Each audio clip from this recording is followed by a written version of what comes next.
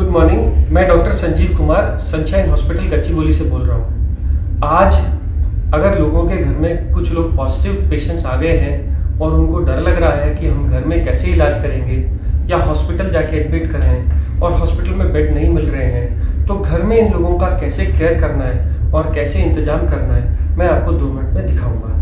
हम अपने घर में 3 सेक्शन बनाएंगे। ये है हमारे घर का पहला सेक्शन।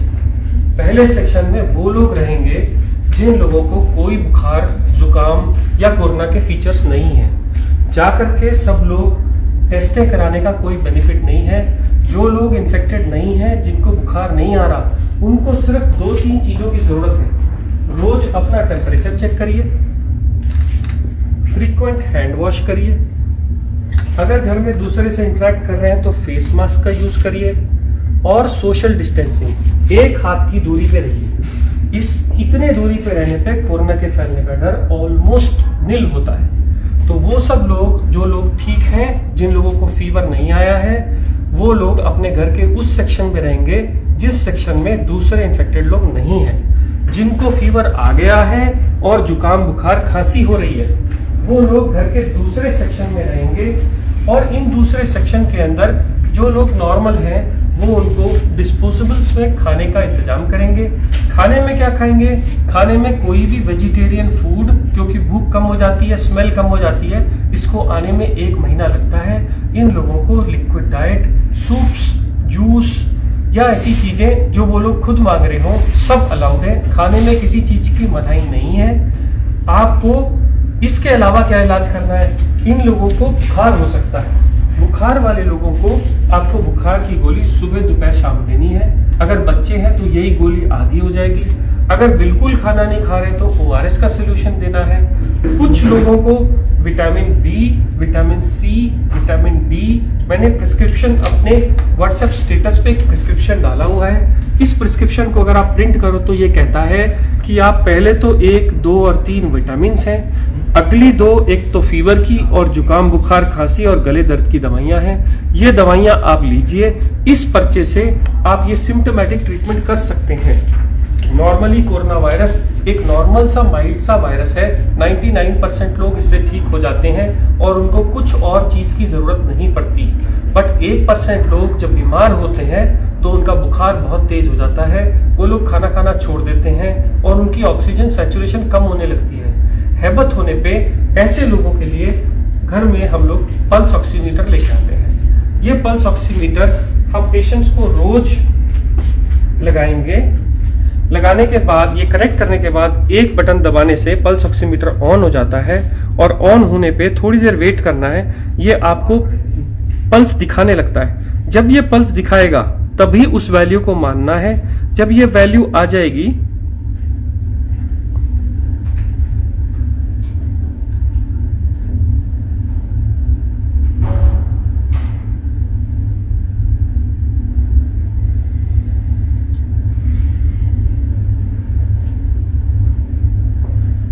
तो ऑक्सीजन सैचुरेशन 100% बता रहा है। 90 से कम है तो ये पेशेंट सिक हैं। अगर 90 से ज्यादा है तो डरने की बात नहीं है। मैंने इतनी देर इसलिए वेट किया क्योंकि पल्स ऑक्सीमीटर लगभग 30 सेकंड ले जाता है नॉर्मल सैचुरेशन बताने के लिए।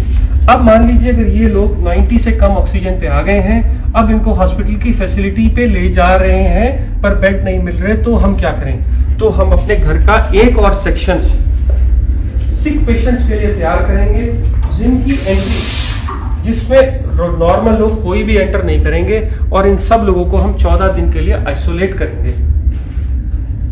मान लीजिए अगर ये पेशेंट है और मुझे इनकी केयर करनी है, तो जो बहुत जरूरी वाली चीजें मैं आपको बताता हूं। जब भी आप इस कमरे में जाएंगे तो आप एक बड़ा कपड़ा या कोई भी गाउन, जिससे कि आपके कपड़े इन्फेक्ट ना हो जाएं, वो गाउन पहनेंगे। गाउन के ऊपर मास्क, गाउन पहन के आपका ये पूरा एरिया कवर हो गया। अब आप इसके ऊपर एक नॉर्मल कोई भी मास्क या N95 मास्क लगा सकते हैं। ध्यान ये रखना है कि इन मास्क को इधर की तरफ हाथ से नहीं छूना, छूने के बाद स्टेरलाइज करना है, आंख में नहीं लगाना। आप सिंपल मास्क भी यूज कर सकते हैं, बट इसको रोज डिस्कार्ड करिए। अब क्योंकि ये इन्फेक्टेड जोन है, इसलिए मार्केट में ये प्लास्टिक की बनी शील्ड्स मिलती हैं। इसको अगर आप लगा लेंगे तो आपके सेक्रीशंस बाहर नहीं जाएंगे। ऐसे ही ये मरीज भी मास्क लगाएगा और ये भी शील्ड डालेगा। इससे क्या होगा, इससे उसके सेक्रीशंस और आपके सेक्रीशंस मिल नहीं सकते, आपको इन्फेक्शन होने का चांस बहुत कम हो जाता है। इस आदमी के साथ अगर आप टाइम बिताना चाहते हैं तो सोशल डिस्टेंसिंग के हिसाब से इससे ज़्यादा टाइम नहीं, ज़्यादा 5 मिनट से ज़्यादा टाइम ना बिताइए। उनको खाने के लिए डिस्पोजेबल्स का खाने में दीजिए। जैसे मैंने पहले बताया, खाने में आप सब कुछ दे सकते हैं। अब इन लोगों की केयर करते समय याद रखिए कि वो लोग खूब हैंड सैनिटाइजर्स या सोप का इस्तेमाल करें। इसके अलावा आप जब भी इन लोगों का सेवा करेंगे तो आप ग्लव का यूज करेंगे। हर बार ग्लव्स को डालने के बाद ही आप पेशेंट को टच करेंगे। ये ग्लव अगर कपड़े के यूज कर रहे हैं घर के बने हुए, तो हर बार उनको घर से बाहर जाने के बाद उनको वॉश किया जाएगा। अगर डिस्पोजेबल यूज कर रहे हैं तो हर बार यूज करने के बाद थ्रो कर दिए जाएंगे। अब अगर आप ऐसी कंडीशन में उस पेशेंट के साथ उसके केयर करते हैं, उसको खाना देते हैं, उसके ऑक्सीजन लगाते हैं या जो भी कुछ कर रहे हैं, आपको इन्फेक्शन आने का चांस कम हो जाता है। मान लीजिए अब ये पेशेंट का मैंने ऑक्सीजन सैचुरेशन चेक किया और ये 90 से कम था। मैंने पल्स ऑक्सीमीटर लगाया और ये पल्स ऑक्सीमीटर लगा के रहने दिया। ये पेशेंट को फीवर भी आ रहा है, इसका ऑक्सीजन भी कम है, तो मैं क्या करूंगा, मैं पल्स ऑक्सीमीटर को लगा ही रहने दूंगा। और ऐसा सिलेंडर मार्केट से मिल जाता है, इसके रीफिल हो जाता है, 400 रुपए पर रीफिल लेता है, 1 महीना चलता है। इसमें एक नॉब रहती है, ये नॉब को अगर आप ऑन करेंगे तो ये लीटर्स बताता है कितने लीटर पे चल रहा है। 5 लीटर पे जनरली जब भी होता है तो ऐसे छोटे नेजल प्रॉन्ग्स हम पेशेंट को लगा सकते हैं।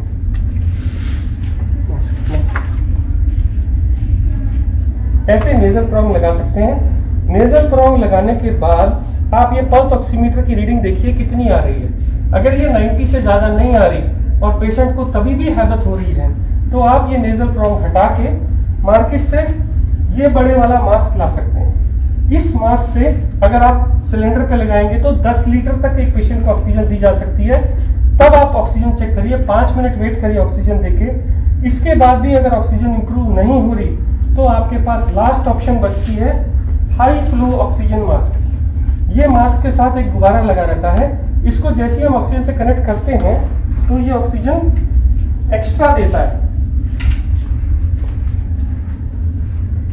और इसमें आप 15 लीटर तक ऑक्सीजन भर सकते हैं। ये गुब्बारा भर जाने के बाद जब आप लगाते हैं तो पेशेंट की हैबत या ऑक्सीजन सैचुरेशन इंप्रूव कर जाती है। इसको लगाने के बाद आप सैचुरेशन को देखते जाइए, जब वो 90 से ऊपर हो जाए उसको ऐसे ही रहने दीजिए। दिन में ये लोग मास्क 3 से 4 घंटे लगा सकते हैं और जैसे अगर हैबत होने लगे तो छोटे मास्क पे आ सकते हैं। और अगर हो सके तो सोते वक्त बेड एंड को थोड़ा ऊंचा करके रखिए। अब इस कमरे की सेफ्टी के लिए कि इन्फेक्शन बाहर ना जाए, घर का बना फिनाइल या कोई भी एंटीसेप्टिक सोल्यूशन से घर का पोछा मारिए। अब आप इस कमरे से जब बाहर आने लगे तो आपको सबसे पहला काम क्या करना है, ग्लव उतार के डस्टबिन में फेंक देने हैं और ये गाउन निकाल के आपको बाहर नहीं जाना। आप ये गाउन को हटा के उसी कमरे में छोड़ देंगे, मास्क शील्ड्स उसी कमरे में छोड़ देंगे और हैंड वॉश करके आप पूरा हैंड वॉश करके इस कमरे से बाहर आएंगे। 14 दिन तक अगर इन लोगों की ऐसे ही सेवा करी जाए तो ये लोग इंप्रूव हो जाते हैं। अब इन लोगों की दवाइयों का क्या, मैंने जैसे पहले बताया था, मैंने अपने व्हाट्सएप स्टेटस पे एक और ट्रीटमेंट डाला है। ये ट्रीटमेंट उन लोगों के लिए है जिनको बेड्स नहीं मिल रहे, हॉस्पिटल फैसिलिटी नहीं है और दवाई देने का और कोई इंतजाम नहीं है। तो आप पुराने ट्रीटमेंट की तरह देखिए, ऊपर मैंने 4 मल्टीविटामिन लिखे हैं, उसके नीचे मैंने भूख लगने का सिरप लिखा है, नीचे हमने जो दवाइयाँ लिखी हैं वो सिम्टोमेटिक इलाज के लिए हैं, जैसे कि डेरिफिलिन, जैसे कि मॉन्टेलुकास्ट मैंने पहले बताई। इसके अलावा जो नीचे आने वाले इंजेक्शन या एंटीबायोटिक्स हैं जो डॉक्टर की गाइडेंस में लेने चाहिए, वो एक तो है डॉक्सीसाइक्लिन, सुबह शाम 5 दिन के लिए 10 गोलियां। ये लोग इतनी देर में इंप्रूव कर जाते हैं। और दूसरे हैं 2 इंजेक्शन। एक इंजेक्शन है ब्लड थिनर का, क्योंकि कहा गया है कि ऐसे लोगों को क्लॉट्स बन जाते हैं, इसलिए ये इंजेक्शन सुबह शाम देना है डॉक्टर की गाइडेंस में। और एक स्टेरॉइड का इंजेक्शन 10 रुपए का डेक्सामेथासोन, जो दिन में 1 बार लगेगा सुबह। अगर ये इंजेक्शन आपके पास में आपके घर का डॉक्टर लगा देता है तो आपको हॉस्पिटल के खर्चे या हॉस्पिटल के बेड अगर नहीं अवेलेबल है तो भी आप इंतजाम कर सकते हैं। कुछ लोग बोलते हैं हमारे पास इंजेक्शन की कोई भी सहूलियत नहीं है, कोई भी डॉक्टर नहीं आ रहा है। तो मैंने एक ब्लड थिनर एपिक्साबैन और एक स्टेरॉइड ओरल मिथाइल प्रेडनिसोलोन भी रखा है। आप इसको भी प्रिस्क्रिप्शन के हिसाब से प्रिंट करके ले सकते हैं। इतना सेटअप अगर आपके घर में है तो ये आईसीयू का काम करेगा। मैं फिर बोल दूं, आपको sanitiser, face shield, face mask, bed जिसका बैक ऊंचा हो, 3 तरह के फेस मास्क, एक ऑक्सीजन सिलेंडर, घर में फिनाइल, एक कवर, बॉडी कवर जो सेवा कर रहे हैं, मेरा प्रिस्क्रिप्शन जो मेरे स्टेटस पे लगा हुआ है इसको प्रिंट करके रख लीजिए गाइडेंस के लिए, और कुछ दवाइयां जो सब उसमें रखी हैं। हर बार ग्लव्स का यूज करिए।